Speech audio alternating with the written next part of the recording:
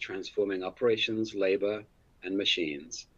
This is a collaboration between S&P Global Market Intelligence and CAI Software, who build production-oriented software solutions that create actionable information to empower manufacturers, processors, distributors, and the graphic communications industry.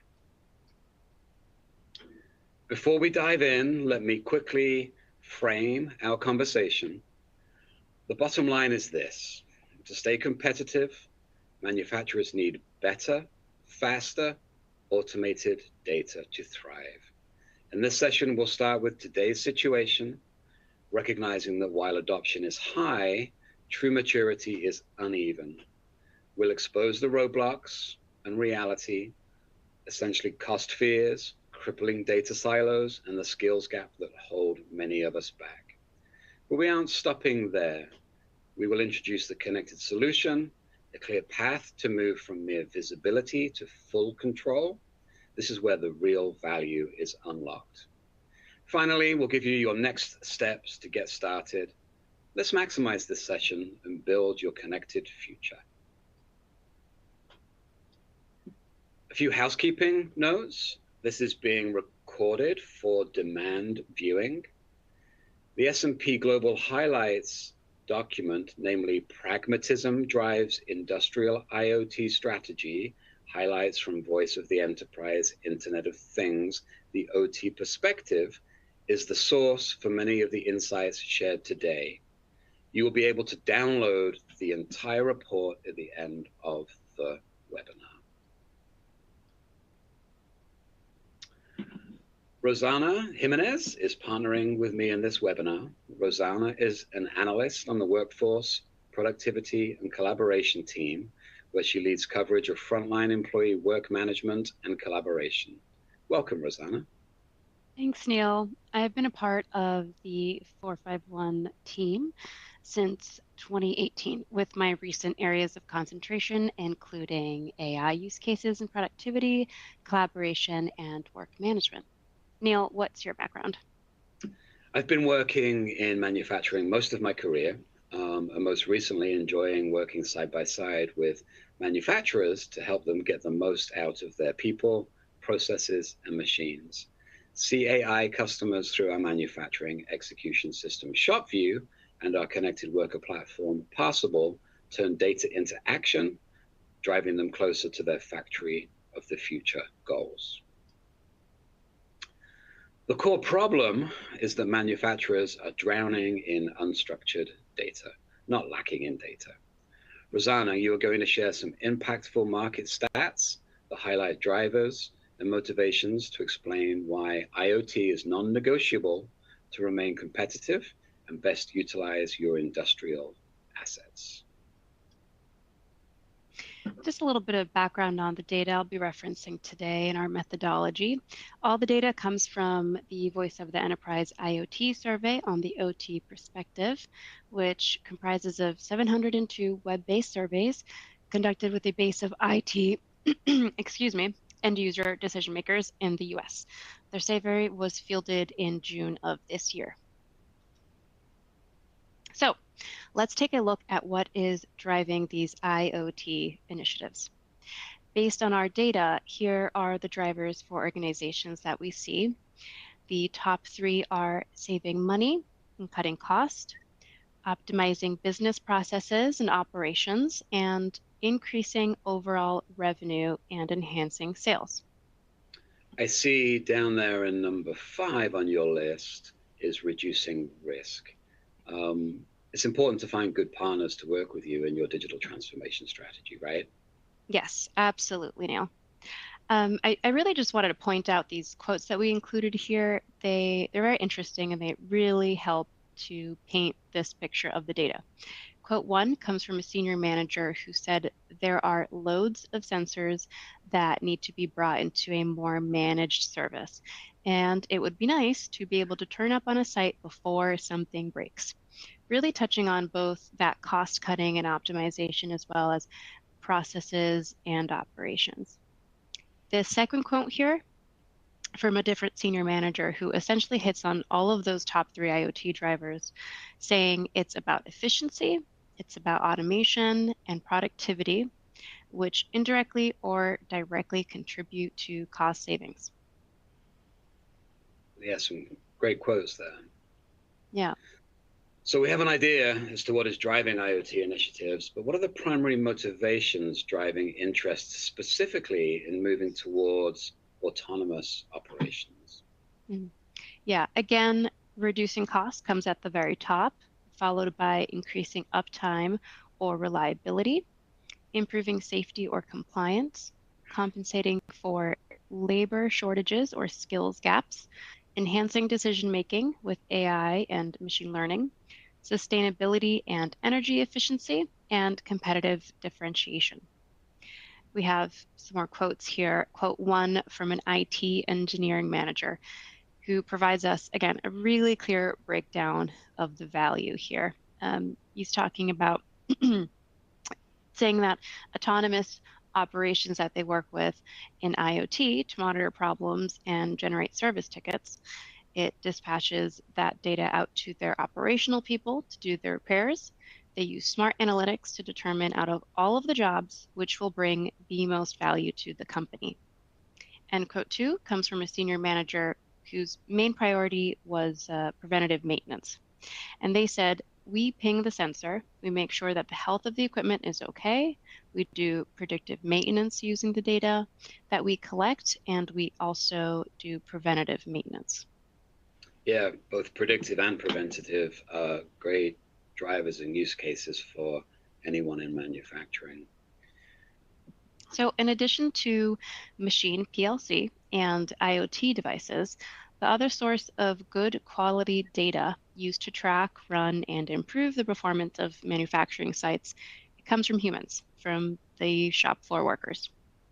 Neil, I understand that this metric came from a survey that the Parsable team conducted a few years back, and it highlights how some management teams still haven't really taken those steps to digitally empower their teams. Yeah, absolutely. A staggering 79% of factory workers still rely on paper-based documentation and checklists Wow. to track their work and communicate with their team. In many cases, management has been hesitant to move away from these paper-based standardized operating procedures, these workflows, these checklists, to digital work instructions. And the reason they gave us might be that they were concerned that technology in general would create more work for employees or be difficult for them to use. However, our research suggests that frontline factory workers are now ready for more technology. They're ready to embrace technology in their day-to-day operations, just like they do in their home lives. Neil, can you explain how many of your customers view their data maturity as a journey and how they turn that good quality structured data into the decision-making engine that they really need to successfully run their operations? Yeah, absolutely. So the graphic here you're seeing is really, consider it a maturity curve for leveraging data and the benefits of data. So it's stage 1 there that says what is happening. That's all about having visibility to the current status and putting a foundation in place to check off low-hanging fruit and gain some quick wins, right? So putting an MES or connected worker platform in place will optimize your labor, and at the same time will start collecting useful data to focus the priorities for your continuous improvement initiatives. Okay, so with disconnected machines and paper travelers, you don't really get to leverage that data in real time. You might collect it, you may key punch some of it into an ERP, but lagging and honor-based reporting does not provide that real-time visibility, right? Yeah, correct. And I'll tell you a story, and I love walking out on my customers' shop floors, and I've got a couple of instances where I walk out onto a factory floor and they've got digital performance boards everywhere, right? One per department, and it's there to support Gemba walks or QRQC workflows. And these boards have machine status, they have overall equipment efficiency, OEE performance. You can drill in and you can go into Pareto analysis for downtime events, for scrap reason codes. You get your 5S safety metrics straight in your face. You can drive into the details behind that and any action plans as a result of that. And you get visibility into the performance and the status of each asset, right? Whether it's a human with kind of overall labor efficiency metrics, or whether it's a snapshot of whether the machine is running, what order it's working on, and the efficiency rating that's there. So you don't get that if people are filling in a clipboard and a paper. You just don't have that real-time visibility into your manufacturing performance. At stage 2, it's the next logical step to take, right? And that's turning that information that you're collecting into knowledge, right? So that you can understand why an adverse activity is happening, right? So with accurate information in real time, so this is, remember, from your machines through IoT, from your humans, from an MES or a connected worker platform, you'll be able to use analytics and BI tools to really focus on those processes and those workflows with the goal to improving yield, right? You're going to better monitor your production, your quality, your process controls. And a lot of this is owned and maintained by continuous improvement or lean manufacturing teams, right? And they require these tools to discover patterns and kind of turn that information into knowledge that then they can put pokeyokis in place and fix problems. Stage 3 gets a little bit more advanced, right? You're now trying to get into a prediction model and trying to of what will happen, right? So you can be comfortable as leadership, as operations leaders with your planning and your business model. So a practical example of this is to track machine process data, right? Temperatures, pressures of a molding machine, for example. So you can better prepare for tooling changes and or predictive maintenance that you mentioned earlier on as one of the big drivers. Now, stage 4, this is perhaps the kind of the nirvana stage. This is where you get autonomous actions and self-optimizing systems. This is coming for many industries, whether we like it or not, but the reality is that most of the manufacturers that I talk to, as they are evaluating their digital journey, whether it's MES or connected worker, they're putting themselves at stage 1, right? But they're not often able to actually get that stage 1 visibility into what is happening in real time. I'm going to take a break and we're going to share a short video from a CAI customer that embraced the digital journey and has a passion for data.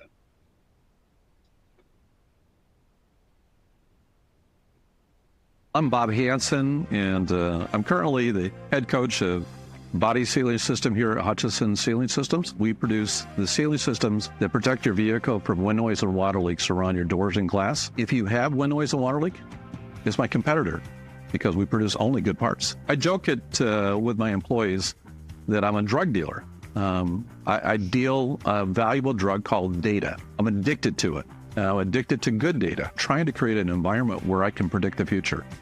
And I can only do that with the next generation of information that's driven from artificial intelligence and the IoT concepts that are commercially available for the industrial applications. We're building the model out by the utilization of different IoT sensors to be able to capture the prediction model to allow us to get to some of the causal analysis. If you take a look at the journey that we're on, we're truly in the first phase of it. We have analyzed data sufficiently to the exploratory phase. We have really good relationship with the data collection models in utilizing ShopVue, our MES solution, to be able to do that. If you haven't gone forward to pick a partner with the MES, there's a lot of companies out there that are big companies that are professing that they have a good MES solution. The reason I went with CAI is because they're a mid-cap company.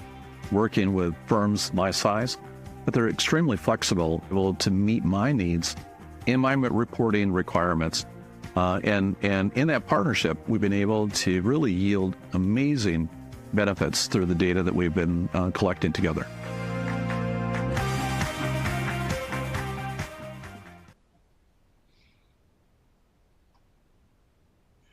So you just heard from Bob Hansen, the CEO of Hutchinson Body Sealing Systems, and he deployed ShopVue MES as his foundation and his neural network. That's his term. The puzzle pieces that are coming into focus here represent data strategies to identify losses in their hidden factory and generate error-proofing processes to resolve those operational deficiencies. Foundational for them was deploying ShopVue's direct-to-machine interface, our IoT solution, to track data directly from their PLCs. What they got from that is an example of a stage 2 data opportunity from the prior slide. And that was they were able to understand that they were dealing with a 10% unplanned downtime event on specific assets. And they didn't have visibility into that prior. So automated and-ons, right? Connecting the machines to their maintenance management system and their maintenance engineers, enable the support team to ensure that all of the assets producing product, right, producing revenue, were having the focus that they needed and benefiting from, maximizing the reliability and the uptime from those assets. In the first year that Hutchinson deployed ShopVue, and they're deployed in 5 sites, they improved productivity by 15%, a decent ROI. Next, we are going to transition into our next segment of the session where we're going to talk about some of those roadblocks and the reality to adopting a comprehensive IoT and digital transformation strategy. So, Rosanna, what do organizations consider to be the biggest barriers to achieving the highest levels of autonomy in their operations? Yeah, so our data shows that the top barrier is high upfront costs or unclear ROI, followed by cybersecurity and risk management concerns, integration complexity across legacy systems, workforce resistance or organizational culture, data availability or data quality issues, lack of proven use cases or technology maturity, and regulatory or compliance limitations. And we have a quote here from a senior manager who said that from a business case standpoint and from a cost management standpoint, that is the pain point. The question is really, is it going to be more efficient in terms of streamlining and automating processes? Is it going to be increasing productivity of the end user? Or is it directly or indirectly going to save costs to generate revenue? These are just some of the questions that they're asking. Okay, so not having a clear path to those outcomes before you start an implementation project is, of course, a challenge when making a case for investment, right? Going to your CFO and asking for a check. My advice to all of my prospects and customers is to ensure that all stakeholders have their critical success factors well defined that's important for them and their team and their department before they start the workshop and blueprinting exercise. And at that point, you're able to validate the ROI and the business case during each phase of the subsequent deployment. And I'll touch on that a little further later on in the session. Yeah, absolutely, Neil. So now in that previous slide, we saw some of those concerns around risk management and implementation and integration complexity, which are, again, very valid, but we are seeing organizations begin to embrace, I guess you could call it a more pragmatic approach to autonomous operations, which it's really all to say, yes, these roadblocks might slow us down in the process, and they are valid concerns to address, but the cost of an action far exceeds the cost of a phased integrated solution, which is why, as you saw, the data shows that cost reduction and enhanced operations are those top drivers and motivators for both IoT and automation initiatives. And I really just wanted to note this, that workforce resistance and organizational culture is the fourth highest barrier to operational autonomy. And I really don't want to dismiss that. It's a very complicated and entrenched nature of manufacturing work, right? Both for frontline employees and their managers. And from my view, many organizations and employees have gotten accustomed to inefficient, cobbled together systems, and sometimes they look at an investment in tech to be waste or even distracting, right, to the status quo. And operations that rely on frontline work, they tend to come, I guess you'd call it more a reactive mindset, a reactive stance of cost reduction, not that proactive stance of automation or optimization, I should say. So we analysts, we really like to try to pinpoint those origins of what has led to the present trends that we're seeing or some of the common challenges in various industries. And when it comes to industrial organizations, I see that the slowed pace of digital transformation, partly, not entirely, but certainly partly, stems from, strangely enough, this long held assumption that robots and automation would replace frontline industrial jobs. Not that long ago, there was this idea that technology would, within a 20-year span, be cheap enough and be fully autonomous to essentially revolutionize the entire industrial operations business. That has, of course, yet come to pass. But what's happened is it's resulted in a lack of adequate technological support for frontline industrial employees and their managers. And I'm sure some of you have seen that today. The solutions are out there. They just need to be selected and deployed. So another roadblock, the data silo trap. IT leaders purchase point solutions for their business partners to solve for any number of operational improvement projects. How do you avoid creating silos, or even worse, having multiple copies of the same data just floating around? Yeah, that's a great question. And this graphic is the simplistic version of a typical connected environment. The ERP typically sits on top, managing master data, planning, scheduling, and finance. And it's a centralized system for most of the people that work in the offices, right? The folks on the shop floor, you don't want them in your ERP screens. Many factories have deployed also like a SCADA system, SCADA layer for HMI, machine controls. Many will have an OPC-UA environment to collect that IoT data from the machines and their test equipment. Many have other point solutions for EHS and other critical workflows to manage their operations. But with all these siloed point solutions, you create a vicious cycle of poor quality data and conflicting sources of truth, right? But leveraging APIs and well thought out data flows that support your business logic is effective. You make that data work hard, just like the puzzle pieces and the connected neural network from the earlier Hutchinson case study. Yeah, absolutely. That feedback loop that we're talking about, that is so essential for that connective tissue needed in these industrial settings. And it prevents what I like to call that muddy middle, which are the challenges and the complexities that very common. They always arrive in that gap between communication and operational dynamics between systems and employees. Yeah, it's important to focus on the outcomes and then configure your business workflows and APIs and technology to support it. So labor shortages and skills gaps. It's not just about retiring workers. I know that's a theme we're often hearing, but it's also about the expectation of that next generation coming in. They're digital natives. They demand tools. There's tons of opportunities for IoT and a digital factory to kind of work as this talent magnet and a skill gap bridge by digitizing and standardizing expertise.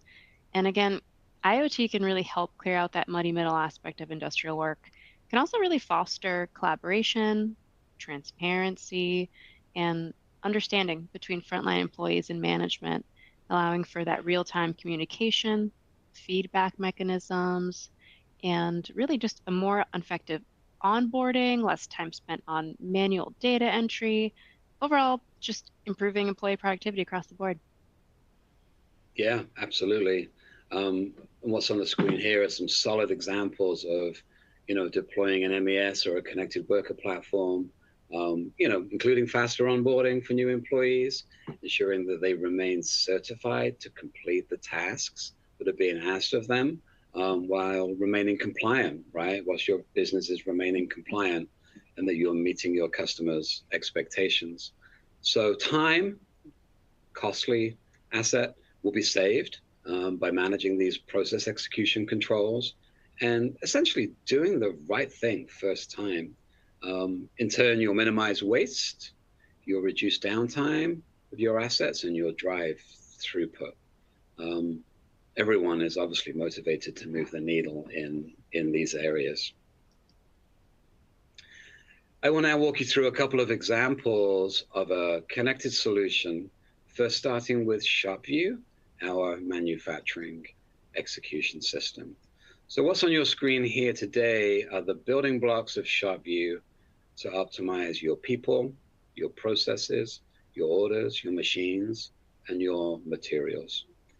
Our customers adopt ShopVue in three fundamental areas. The first is labor management, represented on the left-hand side, where they manage all your shop activity, sometimes with integrated time and attendance and streamlined workflows for the supervisors, for the operators, and for HR and payroll. As you move to the right and kind of migrate up the maturity curve, so to speak, you're getting into digital factory and advanced manufacturing. You're moving away from that paper traveler and into paperless factory capabilities. You're integrating with machines, getting full genealogy and traceability of all of your processes, and everything that's gone into making your products. We also deliver digital work instructions in labor-intensive business units. We're spoon-feeding operators to execute machine changeovers, to do complex assembly, or to do FAI or in-process WIP inspections. We also have a comprehensive suite of smart factory APIs with a business logic layer to integrate with your other systems, much like the previous slide. Whether it's ERP, whether it's a PLM, a quality management system, a maintenance management system, and then we're talking about humans here too. So having a tight integration with your HRIS system, or many other solutions, right, that you need to run your operations. So Neil, just a question here. Would a customer, would they be able to begin with step 3 if, let's say, going paperless was their first priority, for example? Absolute, kind of, yes, absolutely. They can skip over the labor management piece, but the shop activity element of that is a prerequisite. This is the download of released orders, operations, bills of material from the ERP, and ensuring that the shop, the factory, is executing that scheduled workload through a dispatch list. Okay, gotcha. So this on your screen now is an example of a unified manufacturing OS, producing something that many of us love, being beer. In this case, Parsable drives frontline execution, things like work instructions, quality control, real-time issue resolution, and it works across brewing, packaging, robotics, and quality inspection. And we have a case study on the next slide that will talk about that. ShopVue would handle MES functions like process control, machine scheduling, and workforce orchestration. Our IoT solution called Linsight feeds real-time sensor data into the system, giving supervisors and operators live visibility into machine health, predictive maintenance triggers like an overheating motor or a vibration on a transmission line, and obviously performance analytics. Neil, so correct me if I'm wrong, but what we're seeing here is that basically everything, including human work, machine operations, IoT data, that now flows into a single integrated view, and that facilitates real-time decision making. Yeah, that's correct. This level of integration is just a taste of what's coming from the CAI team as we continue to invest in our products to provide even more value to our customers. So back to Parsable, our connected worker platform. It's often deployed quickly to solve one of these documented workflows that you see on your screen here. Safety is often a good place to start, right? For example, with 5S and PPE checklists. Maintenance execution is another good one, right? Whether it's standard PM rounds or whether it's reactive maintenance when your IoT and your MES solutions report a machine down. Again, another really high value use case. Production and quality workflows, they can be simple, but they're so valuable. Again, getting away from those paper and clipboards, right, that you see still walking around through so many manufacturing environments. I have a simple demo to walk you through now that will show what the product looks like in the hands of the users. So I guarantee that everyone on this webinar and their businesses have a digital locker full of standard operating procedures, right, or SOPs. So let our AI engine ingest those existing documents, import them into a JSON format needed for our Parsable authoring tool, and then take them into maintenance, edit, revision control within Parsable. Release these, revision control these plans, and then put them in the hands of your frontline workers, right? On their cell phones, on their tablets, put it at the place of where they're executing their jobs. And as a result of that, you'll get good quality data at your fingertips. You'll get performance data, you'll get issue data, you'll remember stage 2 from that maturity curve. You'll really get to understand the why on that data journey, why that adverse activity is happening, and use your skilled team members to understand that why, and then drive continuous improvement, drive changes to your operating procedures to improve your business performance. Ah, this is a brand that I recognize. Indeed, yeah. Parsable is deployed in over 120 breweries.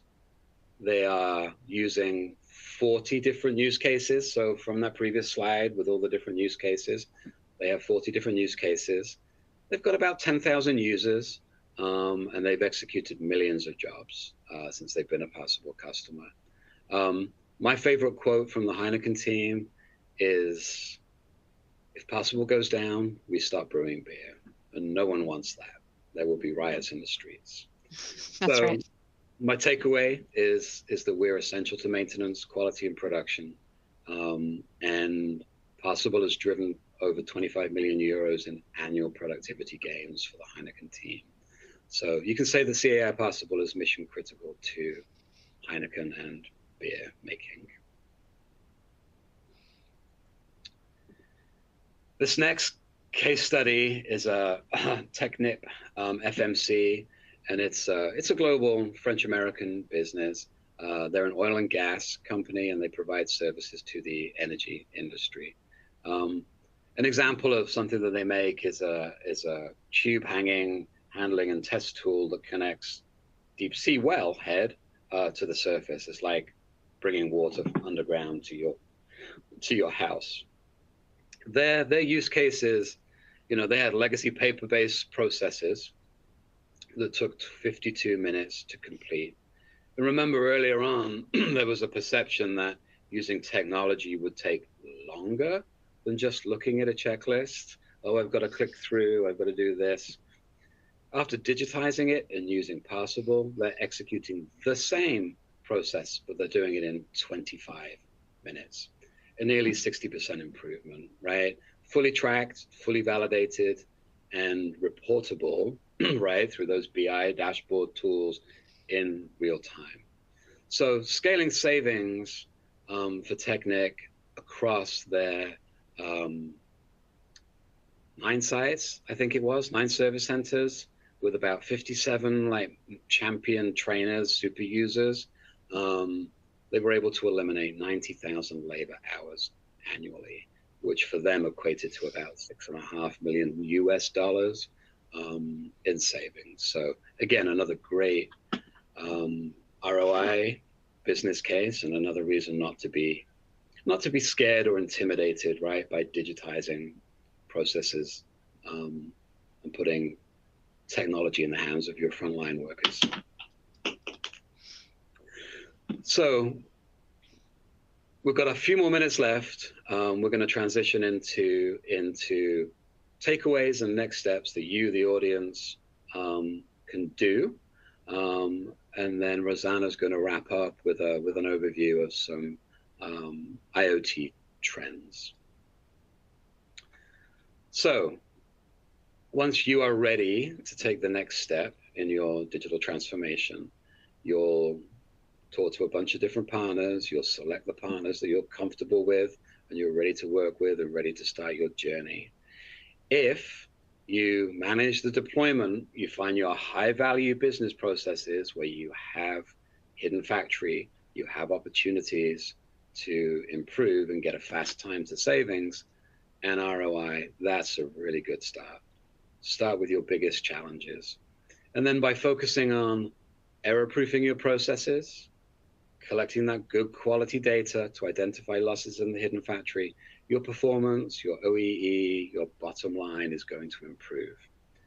By eliminating, for all the IT guys on this call, by eliminating your data silos, integrating your systems, and establishing governance around the digital transformation program, you'll be on the road to kind of drive site conformity for those of you that are working with multiple manufacturing locations. So in summary, right, the hidden factory for most of our customers is closely aligned with lean methodologies, right? Identifying those issues and resolving it. Identifying the waste. Maybe it was previously hidden. You didn't have real-time data. You didn't have visibility. So you unlock that visibility into where the issues are, or they were too late. You were identifying them too late to actually do anything about them. And then improve your processes to mitigate or even ideally eliminate those losses. Rosanna, I think you're going to finish up the session with a review of IoT trends. Is that right? Yes, that's right. All right, so I just wanted to leave everyone with some takeaways here. Again, you can reference the report that will be linked at the end of this webinar that you'll be able to access. But I wanted to share some additional data that really highlights the IoT trends that we are seeing. So IoT adoption, it is very real, but maturity, it's very uneven.